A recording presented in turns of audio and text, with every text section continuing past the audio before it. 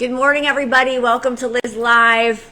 I came on and then I had to get off because the dogs were making too much noise. Were you playing? Yeah, you were playing too much. So we're jumping back on, and good morning. It's noon in Miami, and wherever you are, happy Monday, everybody.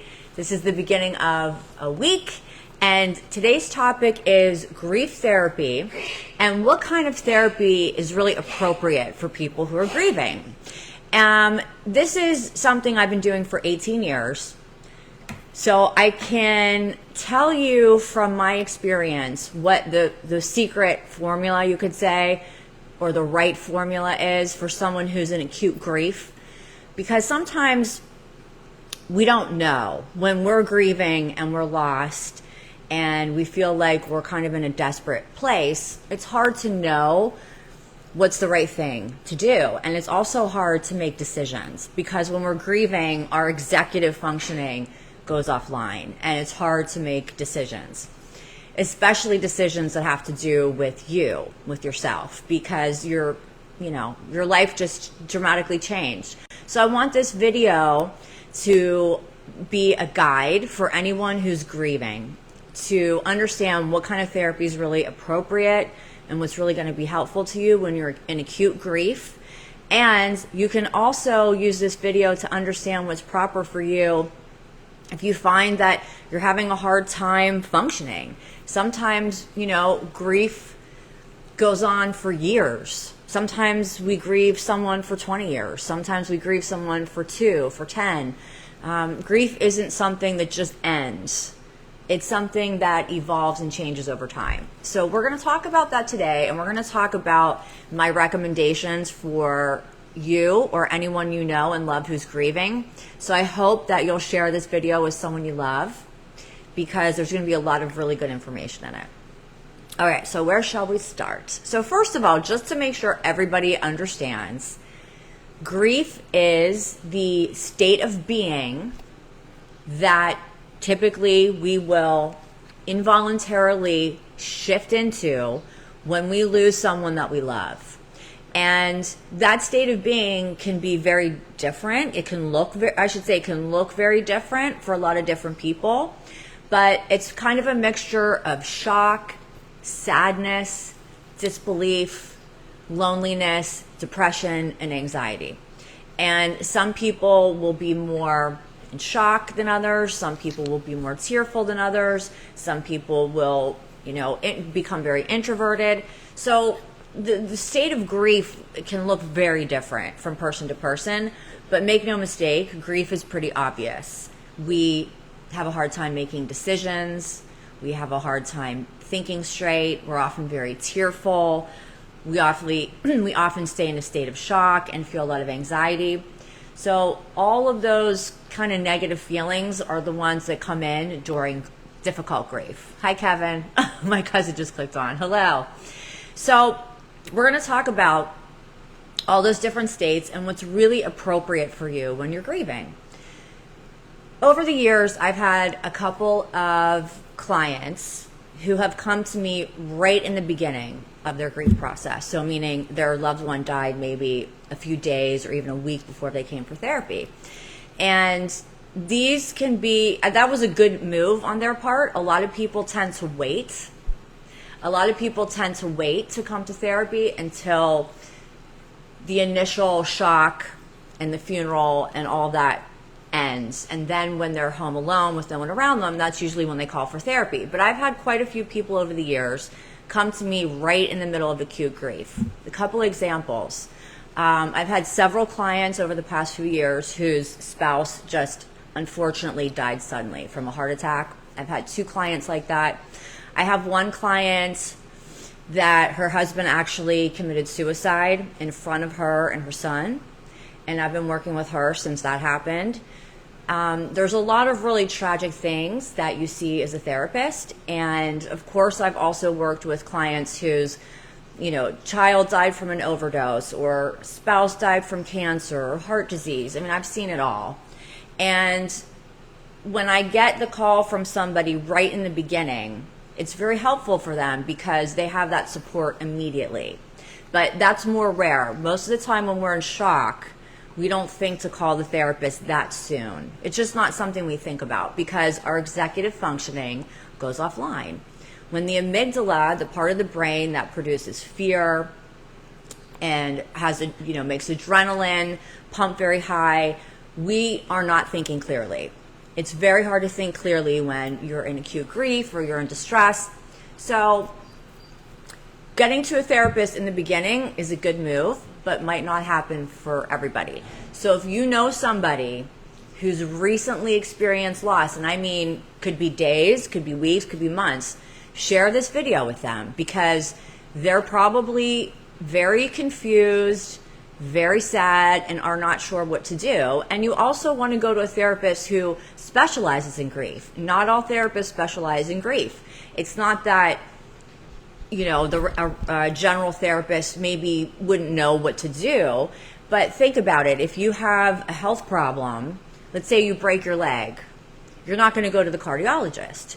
Not because the cardiologist wouldn't be able to take care of you and know what to do, but that's not his specialty. And in psychology and therapy, it's very similar. Some people specialize in family and couples, which I used to do. Some people specialize in addiction, grief, all different things. So grief is something that I've been working in for 18 years. So it's something I've also experienced a lot of myself. So a lot of people find comfort going to someone who specializes in grief because we're not going to be shocked or surprised by what we hear. And yes, people are actually afraid that their story is going to be too much for the therapist or too much for the doctor.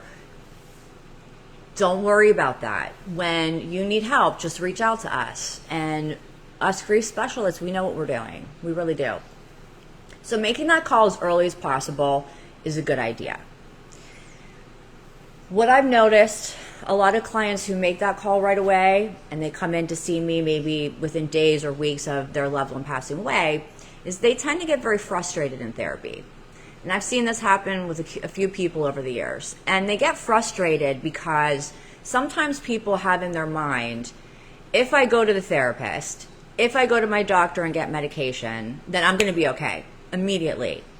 And the difficult and the hard thing about grieving is that it doesn't work that way. Unfortunately, grief is a very long, drawn-out process that ebbs and flows. So you might be okay and laughing for a moment, and then you're going to start crying again. And that's all normal. Your emotions are kind of all over the place. So you have to be patient with yourself and be patient with therapy and understand that medication and therapy help a lot in the beginning, but they're not going to completely mitigate all of your grief symptoms, unfortunately. Believe me, if any of us could do that, we would all be, very wealthy people, because unfortunately, there isn't anything for grief.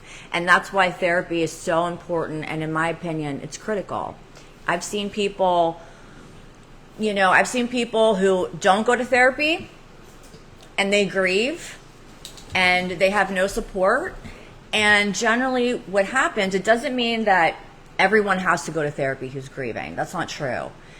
But people who don't go to therapy tend to have a longer, more drawn out process because they're not processing what's happening with anybody, and they keep it inside.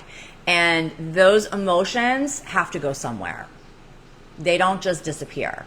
So what I see in a lot of children who lose parents when they're young, that don't get help, that don't go to therapy, the grieving process can be, and I'm not kidding you, 15, 16, 17, 20 years. Why? Because when the child is young, they have to go through all of these different developmental stages without their sibling or their parent or whomever died. And grief hits differently at every different developmental stage. So if you're watching this and you have children where somebody recently died, or you have siblings or parents and it's recent, call me. Even if you don't come to therapy, which I hope that you do, I can give you resources. We have the Children's Bereavement Center of Miami, which is free, and I used to work there. They're amazing. And there's a lot of different options. If you maybe do not have the money to go to therapy right now, there's options. So call me, because I can definitely hook you up with the right suggestion for yourself. And the quicker you get into therapy, the better off you're going to be in the long run. But we have to remember to stay patient, because grief therapy is a process, because grief is a process. And it's not something that goes away like this. Okay, what kind of therapy should I be going to if I've recently lost someone that I love, significant, a partner, a spouse, a sibling, a child, a grandparent, a best friend? What kind of therapy? Well, this is where my technique really comes in, because what I've learned over 18 years is that occasional therapy once a week or once every other week or once a month, isn't going to cut it, especially when it's sudden loss. Sometimes if we're a little bit more prepared for loss, and we know that someone's been ill for a while and we've had time to wrap our head around the ultimate understanding that this person is not going to be with us for that long, there's a grieving process that happens while the person is in the dying process. But when we think life is perfect and everything's happening and going well and we're living life as normal, and then boom, somebody dies, this is what we call complicated grief. And this is where therapy is a must. I would beg you to please get help, because these kind of losses are called complicated in therapy because they are complex, because of the shock, because of all the changes that happen to a family when somebody dies unexpectedly, the financial changes, the schooling. A lot of times people have to move and they can't stay in their homes. There's many, many things that can happen, and often adults will turn to drinking or drugs to try to take the edge off, which is certainly understandable, but that adds more complexity and more layers to the grieving process. And yes, I've dealt with every single one of these scenarios in my practice, and unfortunately I've been through quite a bit of loss myself. And so there were times when I lost a parent when I was 11 and I never went to therapy. There really, in those days, we didn't have anything. So my mom and the schools, did the best they could, but it became a very long grieving process. I lost my mom when I was 36. That was a little different because I was already an adult. I had a career going. I had my independence, and I understood that she was sick for a very long time. Didn't make it easier, but it wasn't as big of a shock to my system. And I could go on and on and on. One of my best friends passed away 3 years ago from AML leukemia. And he was really, really healthy. And then boom, one day, all of a sudden, he had advanced AML leukemia. So it was very shocking to his children, to his mother, to me. And we all got together and did the best that we could for him. But we did have a little bit of time to understand that, okay, we understand the severity of what he's going through, but we all had to jump in and help out.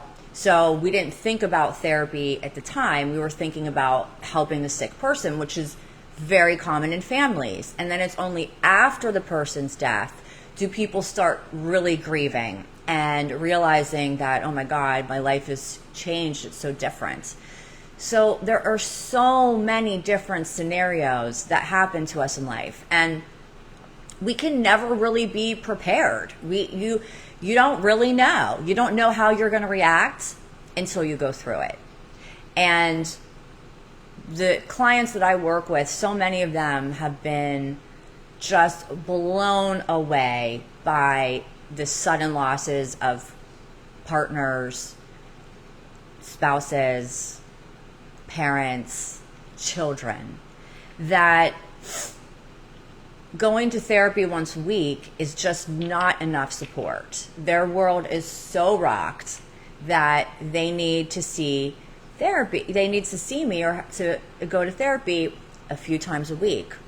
And from learning this through my practice over the years, I developed a lot of therapeutic intensives. And intensives are exactly what they sound like. They are intense. I would say probably 0 to 1% of therapists do intensives. I'm probably in the very small percentage, something I really love doing. And the intensives are anywhere from 4 to 12 weeks of seeing me 2 to 3 times a week with constant contact happening during that grieving process to give you the support that you need when you are bereft, when you are in shock and you are grieving. And the clients of mine who have done my intensives, which is quite a few, especially the ones who had complicated loss, sudden loss, it makes such a difference. And they've told me that they couldn't imagine going through that without my help. And I'm not saying this is, I do think I'm a wonderful grief therapist, but it could be anyone really competent. It could be. But when you have someone who's not involved in your family chaos, because chaos is what happens when somebody dies, who's not entangled in your life, and has a more of a not subjective, objective viewpoint of what's happening, you get this clarity and you have a support to help you, help stabilize you, help you with your panic attacks, help you with all the changes going on in your life. And it's not 45 minutes once a week and then you have to wait another week or two till you can see the therapist again. It's ongoing. You have access to me not constantly, you can't call me in the middle of the night, but you have access to me every day. We do a lot of projects and assignments in between our therapy sessions to keep everything really coherent and really together for you. And I walk beside many, many people during the darkest times of their life. That is what I chose to do for a living, and this is what I do. So some clients will do maybe 2 to 3 months of intensive, and then when we feel like they're really, stabilized, maybe we go to twice a week, maybe we go to once a week, and then in another month, maybe we do every other week. It just depends on what the client feels like they need and what the client can afford. It just depends. But what I recommend to anybody watching this or anyone who knows someone who's going through this is to recommend the grief intensives, because it will stabilize you so much faster than once a week. And none of my sessions are under an hour. My sessions are all 90 minutes. So when you see me twice for 90 minutes or 3 times a week for an hour and 10 minutes, you can actually accomplish something in the session. Most therapists see you for 45 minutes, boom, you're in, you're out, next, next, next. That is not the way that I work. I work really closely, really intensely with my clients, and I see the benefit. And I realized over the last 10 years especially, I've worked in an intensive format, and I can see the incredible results in my clients. I've done and still do addiction intensives, trauma intensives, and grief intensives are, to me, the most important part of my work, and they really help stabilize an entire community, because when you have someone you can count on multiple times a week, you don't feel so alone. And grief is a very lonely place to be, because nobody else is inside your inner world, and no one's going to ever be able to know exactly what you're going through unless they're trained or have actually gone through what you're going through. And that's what I can offer to people. Okay, so what if you feel like you don't have the time to do an intensive? What I would say to you is make time, because there's nothing more important than you. Nothing more important than you. So a lot of clients, when they first come to me distraught, they'll say, but I have to go to work, I don't have time, I don't have anyone to watch my kids. Well, that's why I do everything virtual, and that's why I work on weekends, and I do some evenings, not too many anymore, but I do some. So there's no reason that you can't do it. You have to make time for yourself. You're better off showing yourself love and compassion in a time of grief than you are pretending like it's not happening and not asking for help. Because if you do that, it's not that going to be the end of the world, but your grief process is just going to be 2 to 3 times more difficult. And a lot of times what happens is when people don't get help right away, when they're grieving, they'll find me maybe a year or 2 or 3, even 4 years later, and their life has become a little bit of a disaster because they didn't have help. And I see this all the time too, because sometimes we don't realize that we're grieving. It could actually be invisible because we're functioning. And as long as we're functioning, people assume that we're okay. But from a therapist's viewpoint, I know that that's not always true. And it's good to have someone that you trust and that you can be honest with through this process. I see people, I have one client in particular who came to me for marital therapy. I was seeing her and her husband as a couple, and turned out that her sister had died when she was maybe, let's say, 20 years before I met her. And the first thing she does when she gets into my office, instead of talking about her relationship with her husband, is she gets hysterical over her sister's death because she never had a time to process it. And grief is strange like that. It really is. It's amazing how it just kind of sits in your system. And we do have a scientific explanation for this, a little bit. Trauma experts, they surmise that when the brain is in shock and the brain is overwhelmed with emotion, these very traumatic, heavy emotions like grief and shock don't actually get processed. So instead of going through the whole process through the prefrontal cortex and on, it's not important that you understand this. Instead of getting processed, they sit as memories in the back of the amygdala. And whenever we hear a sound or smell something or hear something, a song or something that reminds us of that scenario, we start to get panic attacks or anxiety or depression. And this happens because we've never really processed. I've had people come in for therapy and I'll say, okay, what brought you to therapy? And they'll say, well, my mother's death. And I'll say, okay, when did mom die?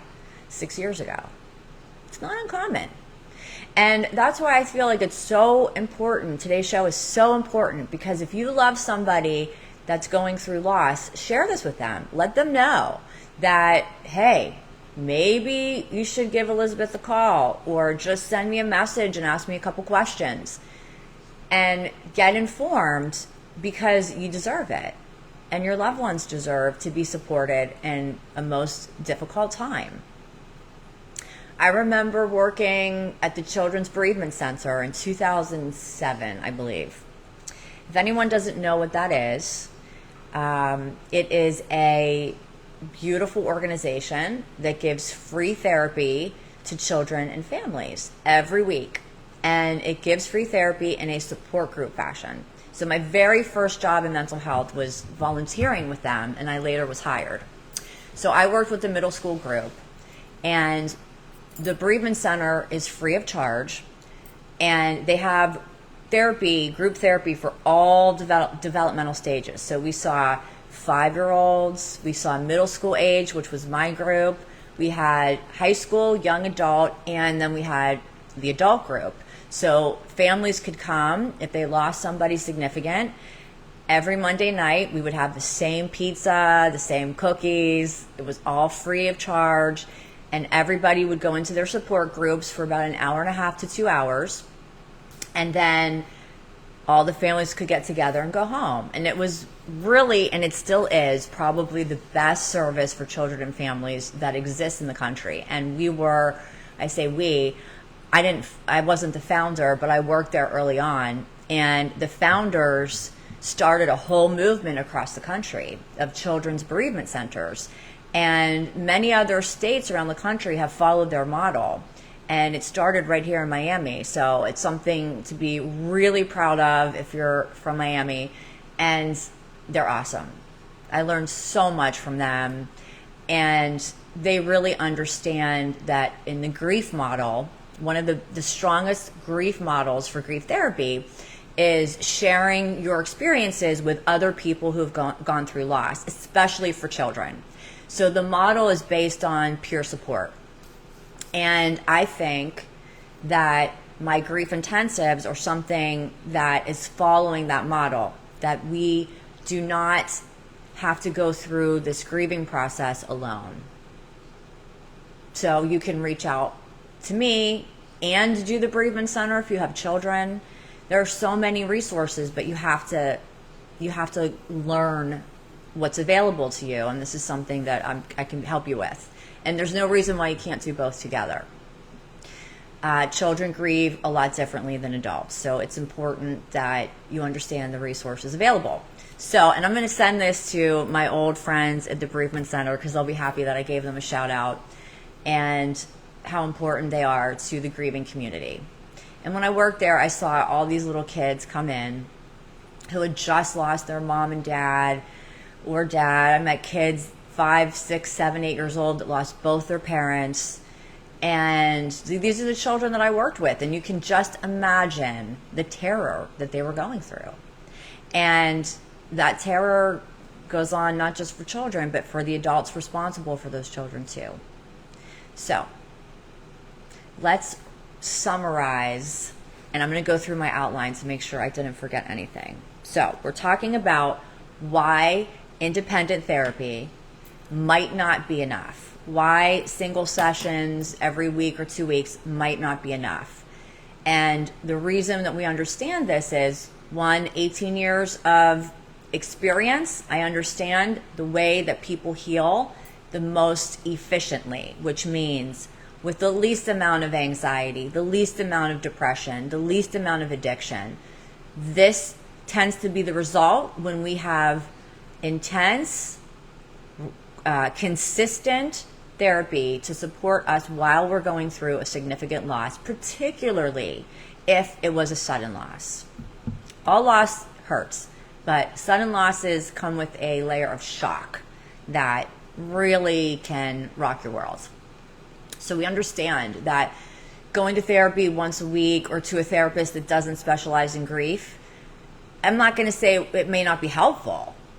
Anything can be helpful, but it might be like spinning your wheels, right? So you can think of grief intensives as like people will spend on my intensives what they would otherwise maybe spend in a year of therapy. So it's as many sessions as maybe you'd get bi-weekly or weekly pushed into a couple of months, and it's worth it. It's really worth it. So you wind up saving yourself a lot of time and money down the road, right? There's no excuse of I don't have time, because my grief intensives are virtual and I do have weekend hours. So we can scratch that off. You can always make time for yourself. And this is something a lot of people forget. And I'm one of those too. Well, but I have to go to work and I have to show up for my clients and I have to do this and I have to take care of my dogs and I have to do this. I get it. I really do. But if you can just take an hour 3 times a week just for you, you'd be surprised how far that will go. You'd be really surprised.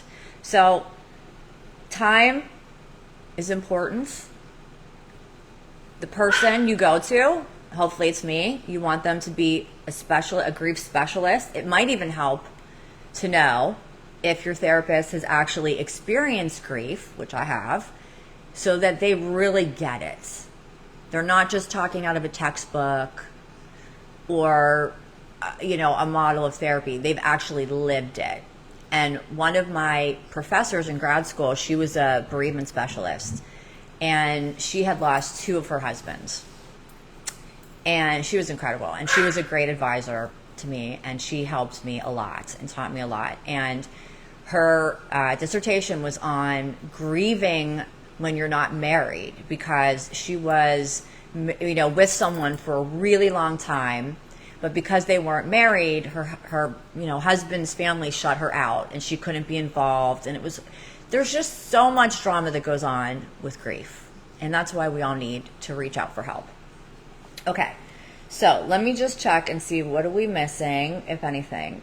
Okay, so we talked about why once a week might not be enough. We talked about the brain fog, the emotional experience of grief, being in shock. I can't see without my glasses. Grief is not just emotional. Let me explain that a little bit. I had that in my notes.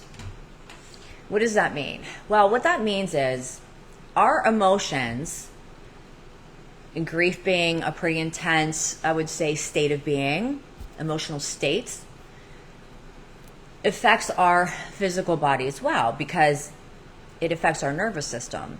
And our nervous system is somatic. It's our body. It's everything. So people get headaches, chest pains, backaches, dental problems, grinding teeth.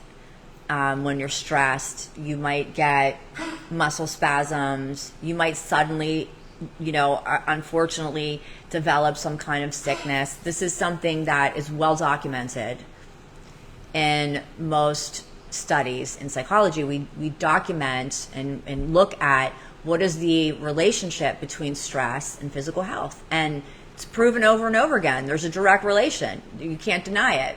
So we know that when you're under stress, your immune system is down, your muscles are tight, that unfortunately, when we're grieving, we may also develop a lot of health problems. All my clients, stomach problems, backaches, all of these things. And unfortunately, it's just part of the process. So that's another thing to keep in mind that you might see. I have a lot of the children that I've worked with. When children are grieving, the stomach is the big play. They'll all say, I have a stomach ache, I don't want to go to school. So a lot of my clients will say, hey, can you talk to my son? Something's wrong. And then sure enough, when I talk to the child, I find out it's the grief. They miss their daddy, they miss their mom, they don't understand this or that. So there's a lot that grief brings with it, and certainly physical ailments are a part of it. We talked about some of the actual examples. Grief doesn't show up once a week, right? Grief is consistent. Another reason why intensive therapy is key, because your grief doesn't stop in between sessions. It's ongoing. So hence why ongoing therapy is so critical. Sometimes when people only do one session a week, they feel really lonely, and they feel like they want to come more, but I have to ask them, because they're embarrassed to ask to come more than once a week. So I'll say, when you're grieving, you can come a couple times a week. And they're shocked. They didn't know, because people, when they're grieving, sometimes they feel embarrassed or ashamed that they're going through depression, that they're going through anxiety. So if this is you, don't be afraid to reach out and talk about it. So last night, if anyone is curious about what grief really looks like, last night I started watching, I think it's a new show on Paramount Plus. It's called The Madison. Michelle Pfeiffer and Kurt Russell. 45 minutes in, I had to turn it off because it was so good. Michelle Pfeiffer, her acting is so good that it felt like I was sitting with one of my clients. And it was the way that the show depicts grief, her husband dies suddenly, is so on point. The way her daughters react, her grandkids, so I would caution anyone, if you're in deep grief right now, you may not want to watch it.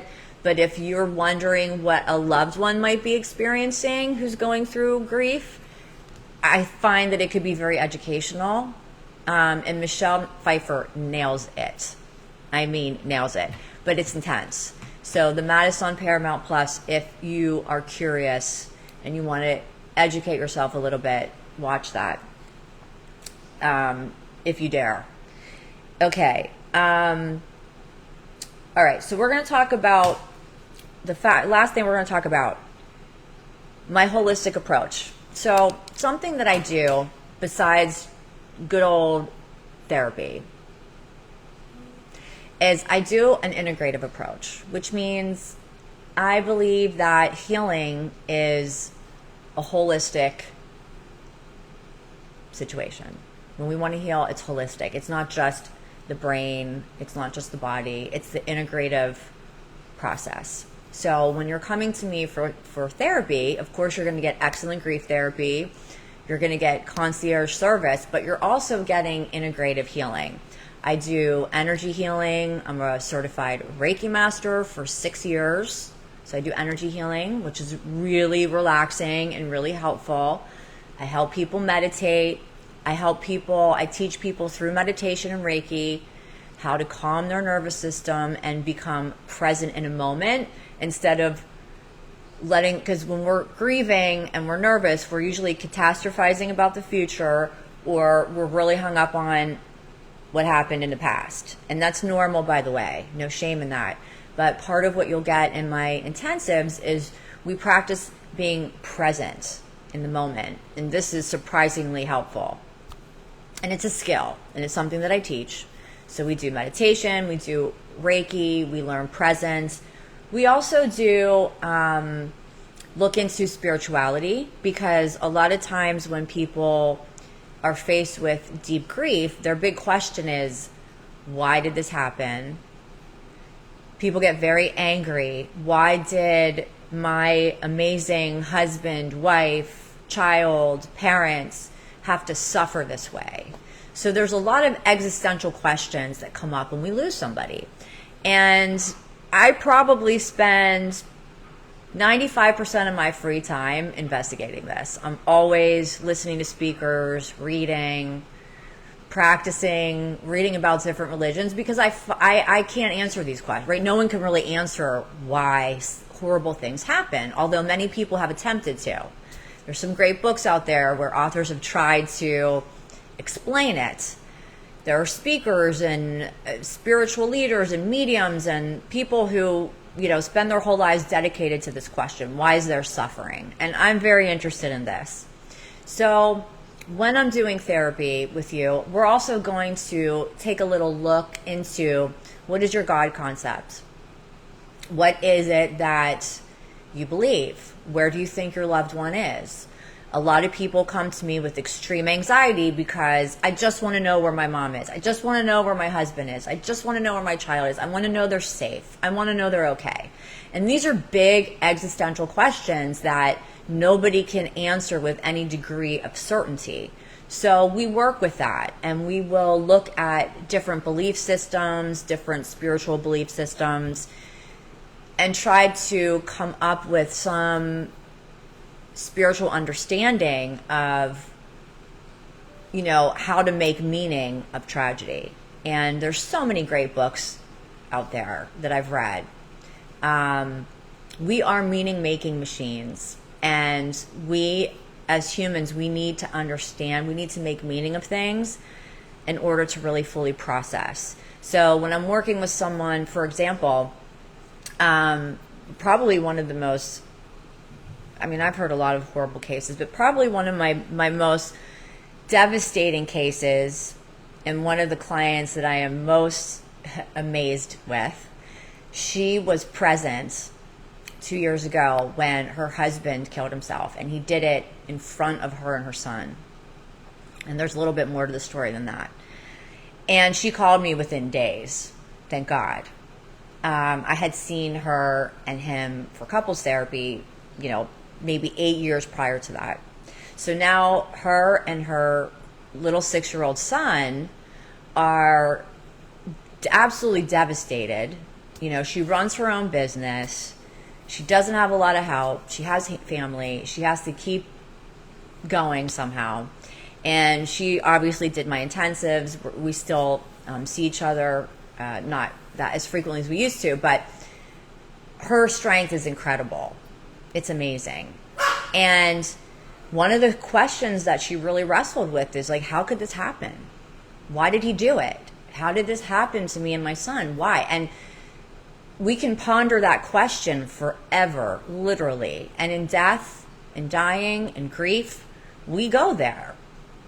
I will go there with you, and we will dig into these questions because it helps. When we have an understanding or we can make meaning of something tragic, it helps us heal. And this is a very important part of any therapy, no matter why you come to me. Because no one comes to therapy when things are going well. I meet people through their problems. I meet people through the true self.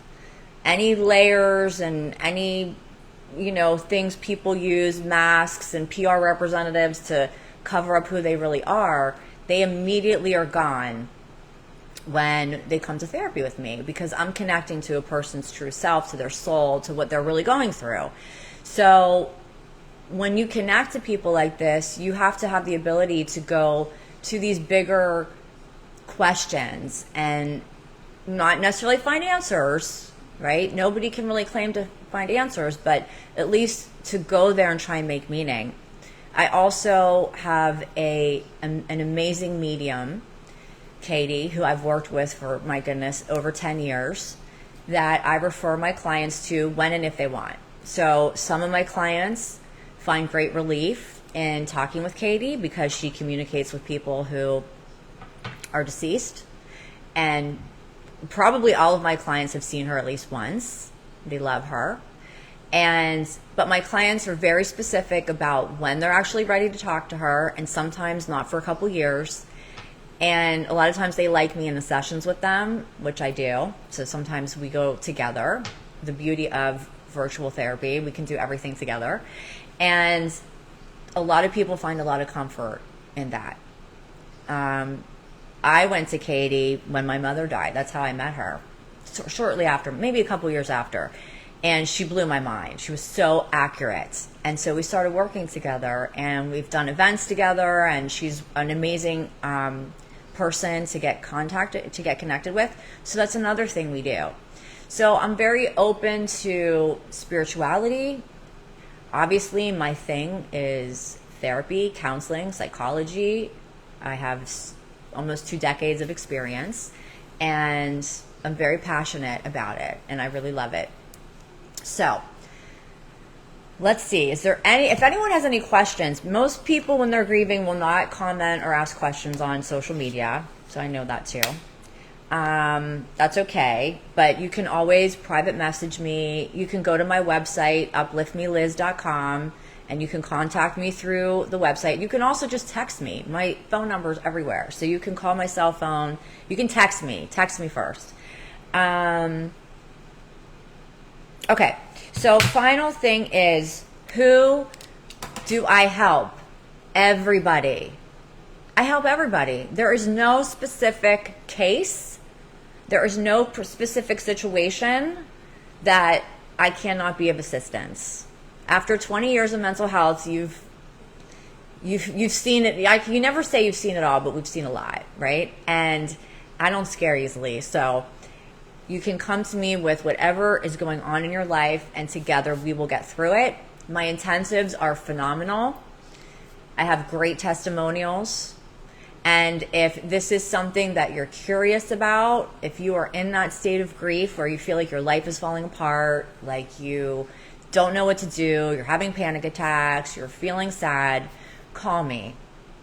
There's always a solution, and there's always a way out. I promise you. So, that being said, anyone can call, anyone can reach out.